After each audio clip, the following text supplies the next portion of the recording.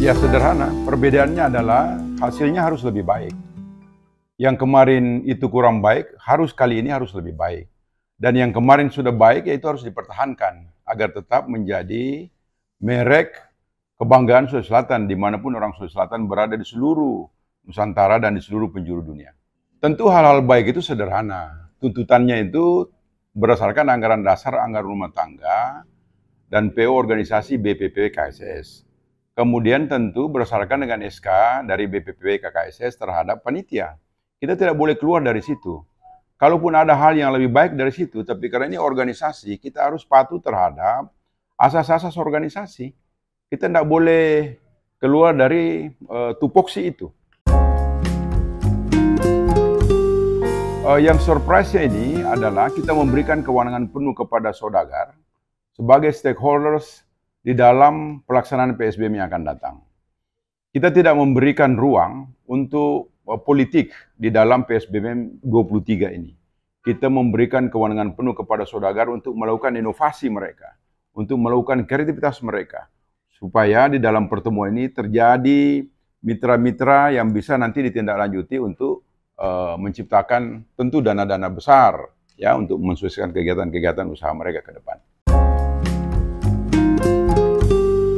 Atas petunjuknya Bapak Ketum BPP KKSS, Pak Mugis Petahana, kami diberikan amanah oleh Pak JK untuk bisa mendorong, untuk bisa meng-create saudagar-saudagar baru untuk bisa menggantikan senior-senior saudagar Bugis Makassar yang tidak saja mulai berkurang, tapi tentu sudah mulai tua dan ini harus diganti regenerasi yang lebih produktif, yang lebih bisa menguasai perekonomian Indonesia pada khususnya, dan kalau bisa dia bisa menguasai perekonomian dunia. Jadi ada kelas-kelasnya itu yang harus kita tentu secara bertahap.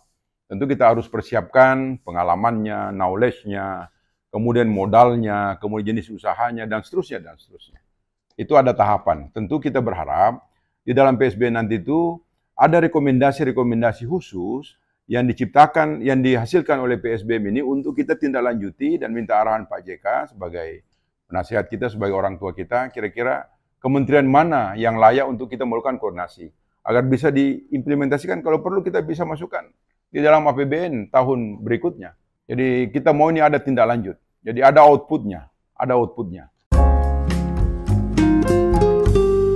Kita mau mendorong para saudagar Bugis Makassar yang ada khususnya di Indonesia, dan kalau perlu di tingkat internasional, bagaimana ini mereka bisa berkembang lebih baik, bagaimana ini mereka bisa berkontribusi, memberikan sumbangan terhadap perekonomian nasional. Kita paham setelah COVID-19, ini ramai pengusaha yang boleh dikatakan bangkrut, ya, bankrupt. Nah, ini kita mengupayakan agar yang tadi sudah mulai melemah ini bisa kita angkat kembali, bisa kita dorong kembali, dan kita inventarisasi di mana masalahnya. Misalnya dia ada di bank, perbankan atau permodalan. Makanya Pak JK itu berharap di dalam pertemuan PSBM tahun 2023 yang ke-23 ini ada bankers yang hadir di tengah-tengah kita yang bisa memberikan solusi. Kemudian kita mengundang beberapa narasumber yang memang pelaku usaha real. Kita tidak lihat kelasnya, tapi kita lihat kesuksesannya. Misalnya dia punya omset itu awalnya misalnya 100 juta, tapi sekarang dia sudah bisa misalnya 10 miliar atau 20 miliar. Itu kita anggap yang sukses. Kita mau dia tularkan pengalamannya, bagaimana dia bisa mempunyai misalnya omset 100 juta sampai jadi 100 miliar. Ini yang kita mau ditularkan kepada para saudagar yang berhimpun pada tanggal 29-30 April tahun 2023 di Hotel 4 Points, di pemiliknya itu adalah Saudagar Bugis Makassar yang namanya Pak Idris Manggabrani. Nah, kita berharap juga mudah-mudahan Pak Idris yang owners of the hotel itu bisa memberikan spirit kepada para pelaku usaha atau Saudagar Bugis Makassar generasi muda ini untuk bisa diberikan semangat dan bisa berbagi pengalaman. Sederhana, untuk menjadi orang sukses, pertama yang diperlukan itu harus jujur. Kamu tidak jujur, tidak bisa jadi sukses. Kedua, kamu harus takut kepada Allah, harus imtak, harus iman dan takwa.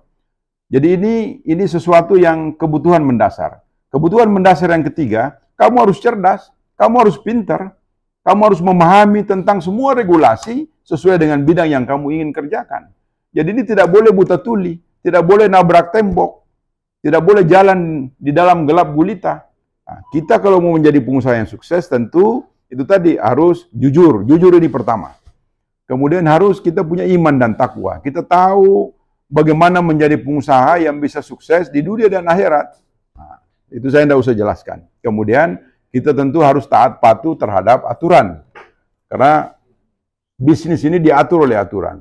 Kita harus bayar pajak, kita harus berbagi, ada haknya anak yatim piatu di dalam hasil usaha kita. Itu yang saya sebut tadi iman dan takwa.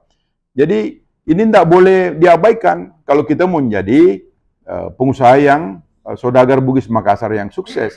Tapi sukses yang dimaksud ini tidak hanya di dunia, termasuk di akhirat. Karena akhirnya nanti semua laporan pertanggungjawaban sampai di akhirat. Oleh karena itu, 3 komponen ini penting untuk menjadi pengusaha yang sukses. Jujur, kemudian punya iman dan takwa, kemudian dia harus cerdas. Atau dia harus punya knowledge yang cukup. Nah, knowledge yang cukup itu dia memahami aturan, dia memahami kapan dia bisa berbagi, dia memahami kapan dia bisa menghasilkan produk yang dibutuhkan oleh orang lain, dan lain-lain, dan seterusnya.